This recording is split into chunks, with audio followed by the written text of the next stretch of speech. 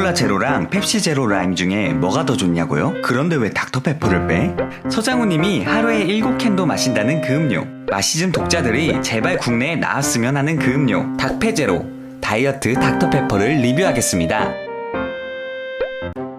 선택받은 자들의 지적 음료 닥터페퍼를 좋아하시나요? 라고 말하면 의그한 반응을 받을 수 있죠. 2020년에 미국에서 마트 품절 대란이라는 제품이 3가지가 있거든요. 화장지, 밀가루, 그리고 닥터페퍼라고 해요. 이게 집콕해야 되니까 닥터페퍼 좋아하는 사람들이 막 박스채로 사재기를 하기 시작한 거죠. 확실히 닥터페퍼에는 코카콜라와 펩시에서 느낄 수 없는 무언가가 있습니다. 애초에 닥터페퍼가 이 두 음료보다 먼저 태어났죠. 그런데 이 음료에는 100년 넘게 풀리지 않는 미스테리가 있습니다. 보통 사람 이름이 연상되는 음료수는 그 만든 사람의 이름이거든요. 기네스를 만든 사람은 기네스고, 하이네켄을 만든 사람은 하이네켄, 토마스 웰치가 만들었죠. 한국에서도 칠성사이다 하면은 주동익, 우상대, 김명근, 박운석, 최금덕, 장계량, 정선명, 다시 힘들어. 7명의 성씨가 칠성인데, 닥터페퍼는 만든 사람 이름이 닥터페퍼가 아니야. 닥터페퍼를 만든 사람은 텍사스 주에 있는 작은 동네 약국에서 근무한 찰스 엘더튼이라는 약사입니다. 그는 이것저것 향을 입혀보면서 음료를 만들었는데 어느 날 23가지 향을 때려 넣어서 하나의 독특한 탄산음료를 만들게 된 것입니다. 사람들은 이것을 동네 이름을 따서 웨이코라고 불렀다고 해요. 웨이코의 인기가 날로 늘어나자 약국의 주인이었던 웨이드 모리스는 이 음료를 만들 공장을 짓고 또 이름을 바꾸게 됩니다. 그것이 바로 닥터페퍼입니다. 그런데 왜 닥터페퍼라고 지었는지는 아무한테도 알려주지 않았다고 해요. 닥터페퍼는 독특한 맛으로 특유의 매니아층을 만들어갑니다. 한국에서는 닥터페퍼를 마시면 약간 일본 애니메이션 덕후를 생각하곤 하죠. 그런데 또 할리우드 영화에서는 닥터페퍼가 등장하는 경우가 많아요. 스파이더맨 거미줄 연습할 때 이렇게 착 붙었던 거, 엑스맨에서 울버린이 마신 거, 포레스트 검프, 캐스트어웨이, 아이언맨은 아마 이 닥터페퍼랑 콜라보해서 광고도 찍었던 것 같은데. 약간 맛과 향이 독특하다 보니 싫어하는 사람들은 콜라에 립스틱을 빠뜨렸냐, 크레파스 맛이 난다고 하지만 누구인가? 또 이게 좋아하는 사람들한테는 절대 다른 콜라에선 느낄 수 없는 닥터페퍼만의 맛이 있다고 하죠. 심지어 닥터페퍼 매니아들은 다른 사람들이 맛없어하는 모습을 즐기며 우월감을 느끼는 닥터페퍼 증후군이라는 신조어를 만들기도 합니다. 이런 닥터페퍼 매니아들 사이에서 한 단계 더 올라간 매니아들이 있습니다. DDP, 바로 다이어트 닥터페퍼입니다.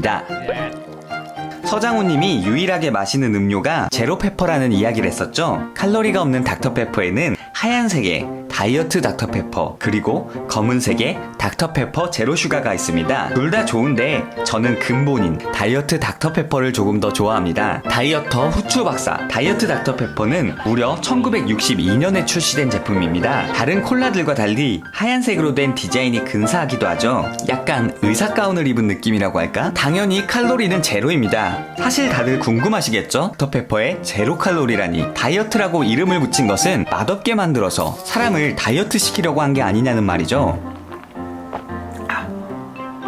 약간 락앤락에 갇힌 체리향 같은 게 나는 것 같고, 전반적으로 다이어트 닥터페퍼도 닥터페퍼에 비교하면 맛이 좀 가볍다. 다른 의미론 여백의 의미가 있는 맛이다. 소믈리에는 아니지만 마시즘은 음료의 맛을 향이나 처음 입에 들어왔을 때, 그리고 목으로 넘길 때, 다 넘긴 후로 나눠서 생각합니다. 닥터페퍼는 체리와 자두향 같은 게 나는 새콤한 콜라이지만 마냥 가볍지는 않고 미끄덩하게 넘어가는 느낌이 있거든요. 다이어트 닥터페퍼는 그 미끄덩하게 넘어가는 부분이 덜했습니다. 때문에 누군가는 가볍게 느껴질 수도, 또 누군가는 밍밍하게 느낄 수도 있는 부분이었어요. 하지만 이걸 좋아하는 사람들에게는 굉장히 깔끔한 느낌의 닥터페퍼라고 볼 수 있습니다. 대신 놀랐던 점도 있었는데요. 비교해서 마셔봐도 다이어트 닥터페퍼는 좀 달다는 느낌이 강했습니다. 이거 노슈가 아니야?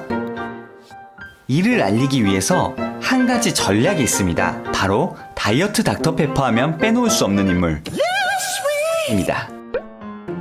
그 많은 제로 칼로리 탄산 음료 중에 다이어트 닥터페퍼를 마시즘이 고른 이유, 그것은 하나의 광고 때문일지도 모릅니다. 2016년부터 시작된 다이어트 닥터페퍼에 등장하는 릴 스윗이라는 캐릭터인데요. 80년대 락스타의 모습으로 분장해서 언제 어디서든 릴 스윗이 나타나 다이어트 닥터페퍼를 건네줍니다. Sweet. You deserve the sweet.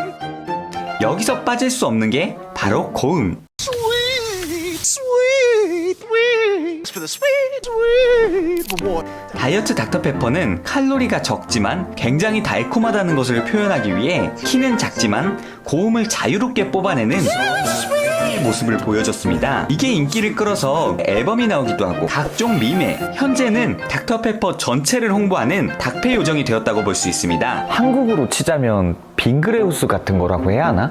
저는 릴스윗 이거 처음 보고 뭐야 이랬는데 이게 자꾸 귀에 맴돌아. 저한테는 그 펩시의 마이클 잭슨 같은 느낌이에요. 못 잊어. 이게 최고의 아이돌이야.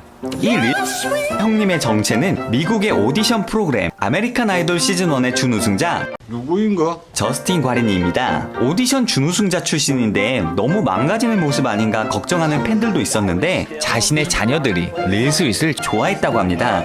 아무튼 형 좋더라고.